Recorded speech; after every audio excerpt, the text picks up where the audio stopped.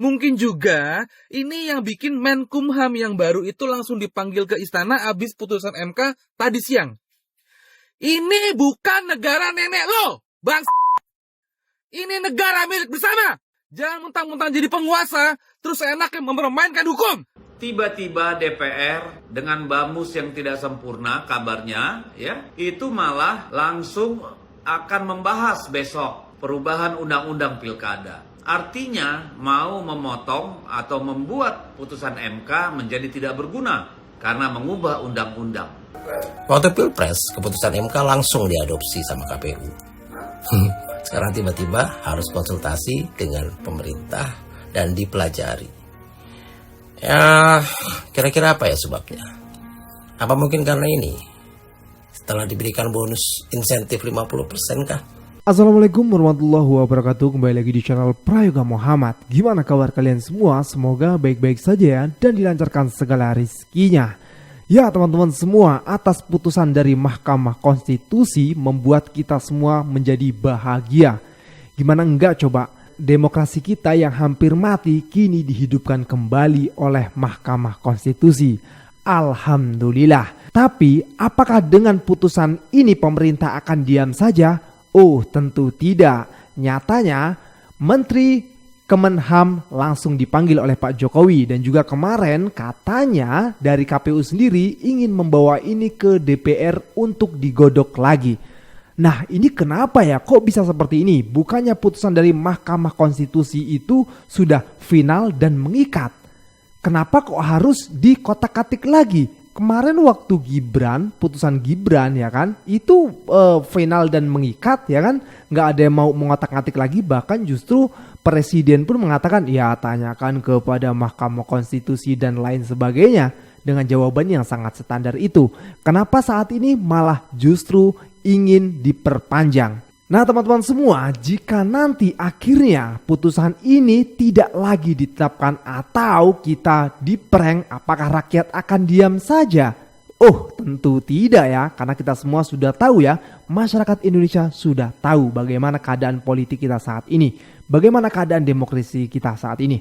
Nah teman-teman semua, kali ini akan ada yang membahasnya ya, begitu juga dengan Bung Deddy Sitorus yang akan mengomentari soal hal ini. Oke teman-teman semua, langsung aja kita lihat videonya.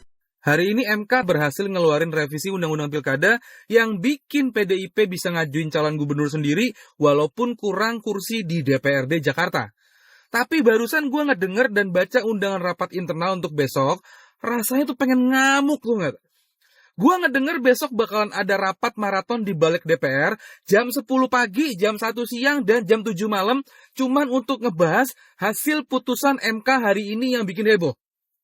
Kalau besok beneran ada rapat itu, bisa diartiin kalau ini adalah bentuk perlawanan dari penguasa karena udah berani mengganggu mimpi indahnya dia dan anak bontotnya.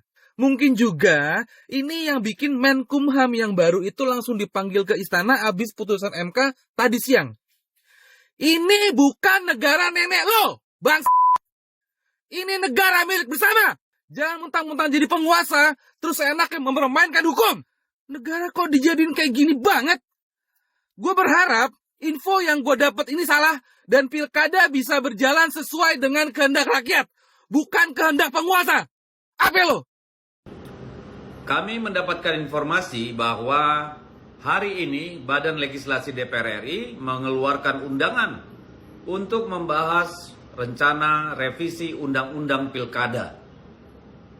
Ya, hanya beberapa jam setelah Mahkamah Konstitusi mengeluarkan putusan yang membatalkan threshold dalam rangka pengusungan pasangan calon dalam Pilkada.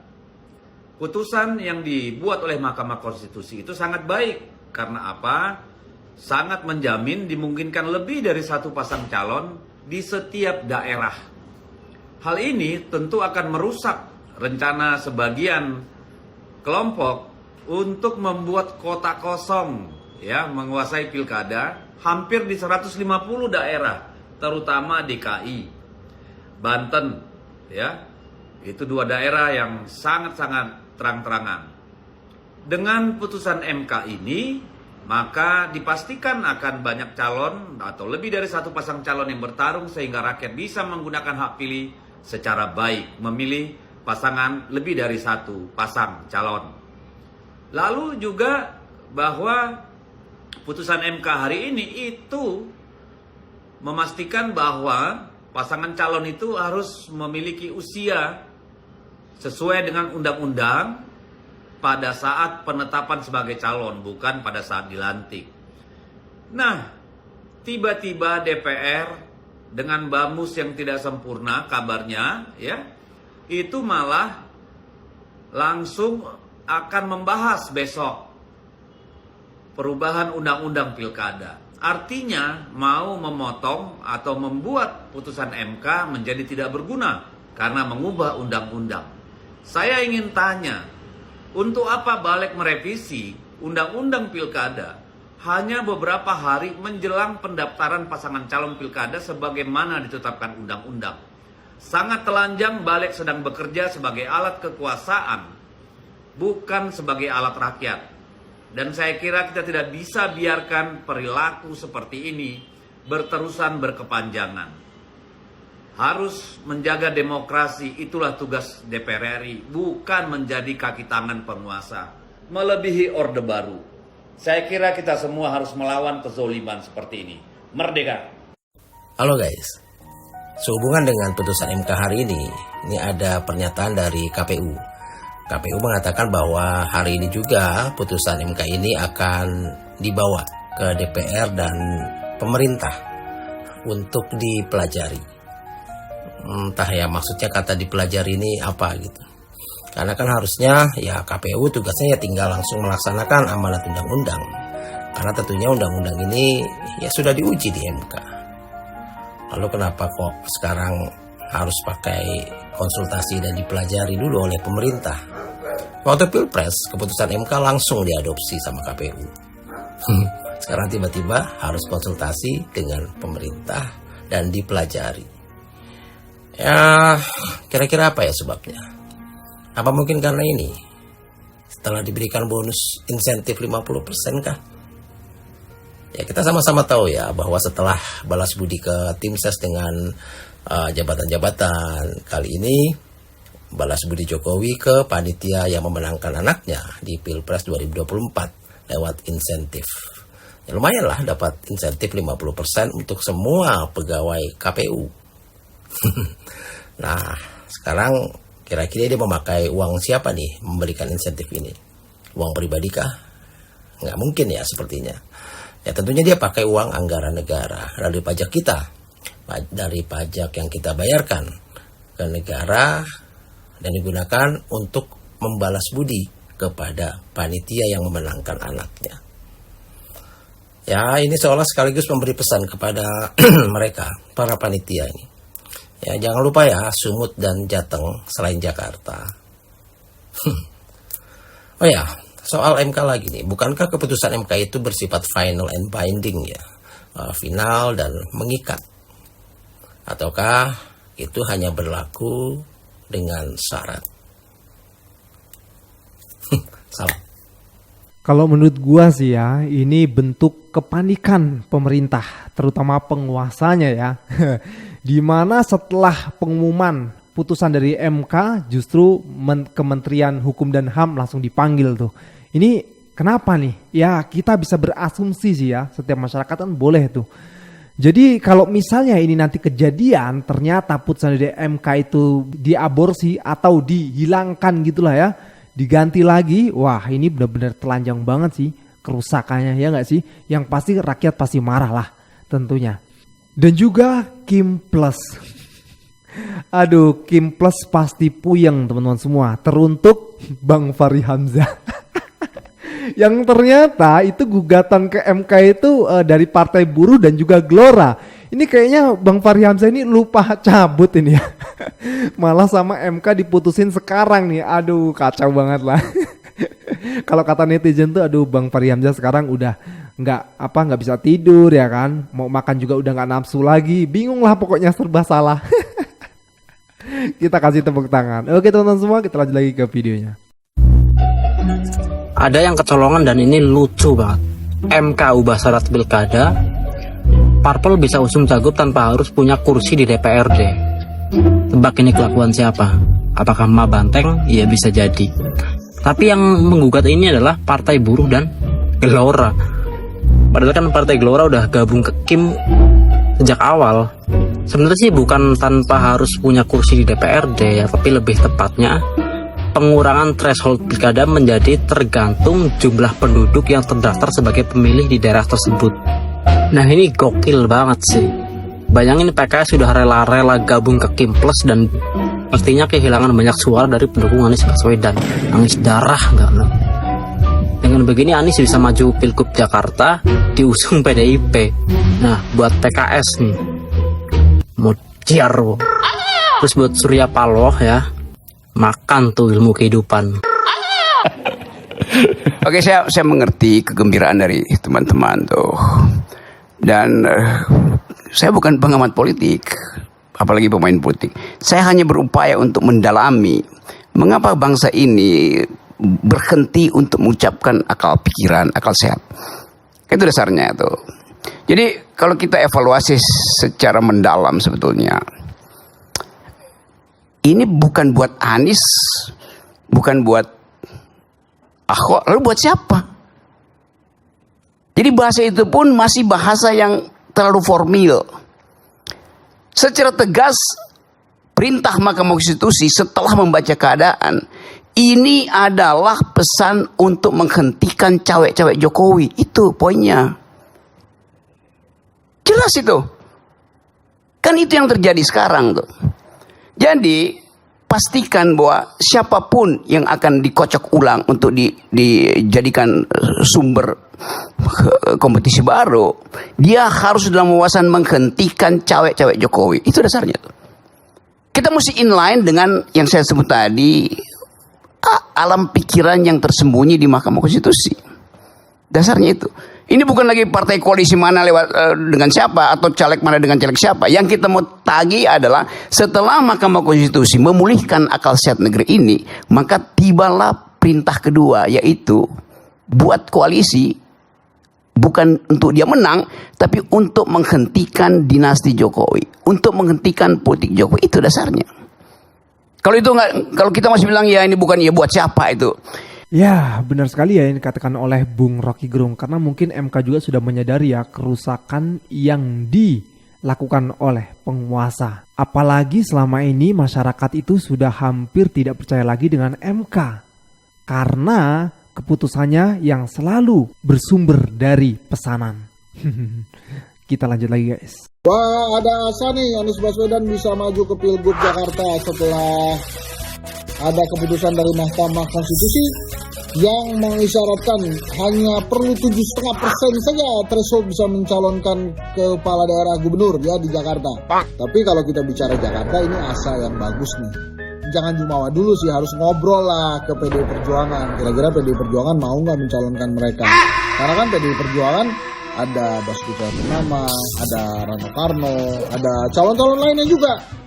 Tapi kebayang ya, kalau Rano Karno ini maju, maka seluruh kekuatan dul anak sekolahan akan maju ke pilkada mendukung Rano Karno. Mau itu Rano Karno bersama Anies Baswedan atau Rano Karno dengan calon-calon lainnya, tapi kekuatan si dul anak sekolahan ini tidak bisa dianggap remeh. Anak Betawi ketinggalan zaman katanya. Dan yang paling penting adalah kekuatan dari Bang Mandra. Pikiran lu gue udah baca. Tapi Mandra dengan lantang akan berkata, siapapun yang didukung Mandra dan tidak dipilih oleh warga Jakarta, Mandra akan teriak. Sombong amat. Ya silakan Mas Anies ngobrol-ngobrol sama PDI Perjuangan. Silakan juga PDI Perjuangan mencalonkan sendiri. Selamat. Yang paling penting adalah semuanya dilakukan untuk kemaslahatan warga Jakarta. Ya nggak? Ya. Sumpah pilkada di Jakarta kali ini tuh sengit banget. Yang satu didukung 12 partai. Wow, dengan 89 kursi. Dan ada PDIP. Wah, gila. Ayo menyalakan banteng kembali. PDIP tidak seburuk yang kalian pikir kan? Iya. Gimana Jakarta? Mau pilih siapa? Kalau kata gue mah kalau PDIP sampai rangkul si Anies Baswedan, pecah. Apalagi kalau disandingin sama Ahok, tapi apa mungkin ya? Apa Rano Karno? Nggak tahu juga. Yang jelas gue gak bakal milih pemimpin Jakarta yang kelihatannya maksa banget itu. Asli. Ntar gue dikata anak abah lagi nih. Pastikan semua gitu yang tidak pro dengan Kim Plus. Betul, Po. Bukan pecah lagi, merah kayak kebakaran. Jakarta. Lepasin banteng satu, ngamuk nguyak udah. PDIP militan, ya nggak? Pendukung Anies militan. Jadi dah, seruduk-seruduk aja lawannya dah, nggak ada urusan. 12 partai, lawan satu partai, ya nggak? Tapi lihat jalunya gede. Mantep, Po, gua setuju. Selamat kepada PDIP dan seluruh keluarga besarnya atas perubahan ambang batas pencalonan cagup dan cawagup oleh Mahkamah Konstitusi barusan. Sekarang kalian bisa bebas mengusung siapa saja yang kalian kehendaki untuk maju di kontestasi Pilgub Jakarta 2024. Gue sebagai pendukung Anies Baswedan tentu sangat berharap kalau PDIP mau mengusung Pak Anies. PDIP dan kami, para pendukung Anies Baswedan, merupakan korban dari pelaku yang sama, yaitu mereka yang sekarang bergabung di dalam koalisi Kim Plus. Andai PDIP mengusung Pak Anies, gue bisa membayangkan kita bergabung dan melakukan aksi comeback yang dramatis. Ketika kemarin mereka meninggalkan kita, tapi sekarang kita kembali melawan mereka dalam satu kekuatan. Gue membayangkan bahwa ketika kemarin Kim Plus dan Ridwan Kamil mungkin mentertawakan kita yang terpojok dan tidak bisa berkutik, tapi sekarang kita memiliki peluang untuk menjadi pihak yang tertawa paling akhir, dengan Kim Plus sebagai leluconnya. Gue membayangkan jika PDIP mengusung Pak Anies, maka mungkin ini akan menjadi awal perjuangan bersama PDIP dengan kami, para pendukung Anies Baswedan, menuju Pilpres 2029. Tapi walaupun PDIP ternyata nanti memutuskan untuk tidak mengusung Pak Anies, gue bisa memaklumi itu. Karena toh ada yang lebih penting daripada gubernur, presiden, atau Anies Baswedan, yaitu bahwa hari ini Mahkamah Konstitusi telah menghidupkan kembali demokrasi di tanah air kita. Itu jauh lebih penting. Gue paham kalau PDIP nanti tidak mengusung Pak Anies, karena toh PDIP memang belum pernah menyatakan dukungannya kepada Pak Anies. Berbeda dengan PKB, Nasdem, apalagi PKS, yang dari awal menyatakan dukungan, tapi di akhir malah meninggalkan. Sekali lagi selamat kepada PDIP. Semoga kado kemerdekaan Indonesia yang ke-79 ini bisa kalian gunakan sebaik-baiknya di Pilgub Jakarta. Salam semangat antitesa 24. Jadi ini adalah kabar yang baik dan sekaligus bisa mengubah konstelasi politik yang belakangan ini terjadi, yang mana kita tahu bahwasanya di DKI Jakarta Ridwan Kamil ini kan diusung oleh 12 partai politik berpasangan dengan Suswono. Ya tinggal kita tunggu saja bagaimana dinamika politik yang terjadi dalam 1-2 hari ke depan nanti.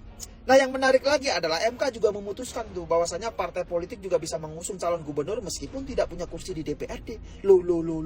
Gak bahaya tak? Ya menurut saya putusan ini bisa berdampak jangka panjang. Karena apa? Karena kemungkinan besar nanti Gibran itu akan maju menjadi calon presiden di 2029 berhadapan dengan Prabowo Subianto. Dan tentu dengan adanya putusan ini akan sangat menguntungkan bagi Gibran untuk bisa maju menjadi calon presiden di 2029. Ya bisa saja nanti Gibran itu diusung oleh PSI misalnya.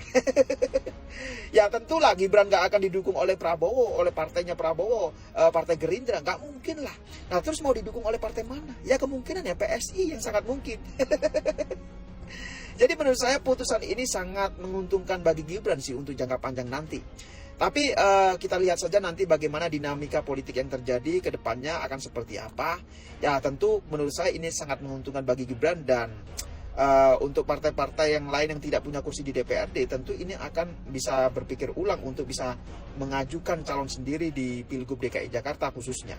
Karena saat ini kan kita tahu bahwasanya 12 partai politik itu kan ada mana P3, ada Gelora, ada PKS, ada PSI dan lain-lainnya. 12 partai itu telah mendukung pasangan Ridwan Kamil dan Suswono di Pilgub DKI Jakarta. Nah, apakah partai-partai yang tidak punya kursi atau yang kursinya cuma sedikit di DPRD akan berpikir ulang untuk mengajukan calon sendiri di Pilgub DKI Jakarta? Ya, kita lihat saja nanti dinamika politik yang terjadi. Yang jelas pada saat ini PDI Perjuangan sudah bisa mengusung calonnya sendiri dan tinggal kita tunggu saja.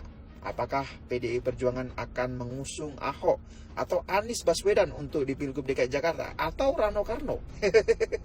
Ya, kita lihat saja nanti seperti apa, oke?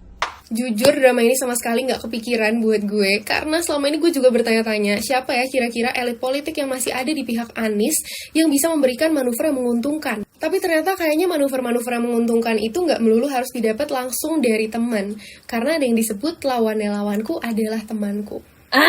Jujur gue masih meraba-raba siapa sebenarnya yang bermain di atas sana. Apakah Jokowi versus Prabowo atau siapa, gue nggak tahu. Karena kok momentumnya bisa pas banget gitu. H+1 Kim plus deklarasi, besok paginya hari ini langsung dikeluarin putusan MK tersebut. Kayak kok sengaja banget, titipan dari siapa ini? Hampir nggak mungkin ya ini bukan titipan. Naif banget kalau misalnya kita berpikir bahwa MK bergerak seperti ini bukan karena adanya pesanan dari seseorang. Oh iya, ada yang lucu. Tahu nggak siapa yang ngasih gugatan untuk perubahan peraturan ini ke MK? Partai Buruh dan Partai Gelora. Yang mana Partai Geloranya sekarang gabung sama Kim Plus. Ya mungkin itu dulu sih, tapi jadinya senjata makan tuan. Yang kasihan itu mungkin partai-partai plus dari Koalisi Indonesia Maju ini ya. Kayak misalnya PKS. PKS tuh pasti pengen banget bisa ngusung kadernya untuk maju cagup atau cawagup bersama dengan Anies Baswedan. Yang kemarin gagal karena kekurangan kursi. Tapi sebagaimana kita tahu, PKS akhirnya terpaksa untuk ikut menjilat dan menodai landasan kepartaiannya untuk mengusung Ridwan Kamil bersama rezim tirani ini. Akhirnya kemarin pasca deklarasi RK Suswono itu banyak banget yang kecewa sama PKS. Tapi menurut kalian ini manuvernya siapa sih? Terus kenapa? Dan tujuannya apa gitu? BTW siap-siap aja, kayaknya bakal ada banyak drama lain selama 9 hari ke depan mengingat penutupan pilkada itu di tanggal 29. Stay tune. Seru. Jadi pilkada DKI ini nasional ya, serunya sama halnya kayak pilpres kemarin. Jadi teruslah masyarakat nih pantau ya kan, kebijakan-kebijakan apa lagi nantinya yang akan muncul nih kan, drama-drama apa lagi yang nantinya akan muncul karena tanggal 29 loh, ini masih berapa hari lagi nih. Yang pasti masyarakat sekarang masih menunggu nih keputusan finalnya nanti, apakah Pak Anies Baswedan akan maju atau justru tidak gitu kan. Ya kita doakan saja semoga Pak Anies bisa maju lagi bersama dengan PDIP. Dan PKS ya tentunya tenggelam lah udah. Oke teman-teman semua, gue rasa cukup ya. Jangan lupa untuk berikan komentar di bawah ini. Jangan lupa juga untuk like, subscribe channel ini. Sekian dari gue Prayoga Muhammad. Wassalamualaikum warahmatullahi wabarakatuh.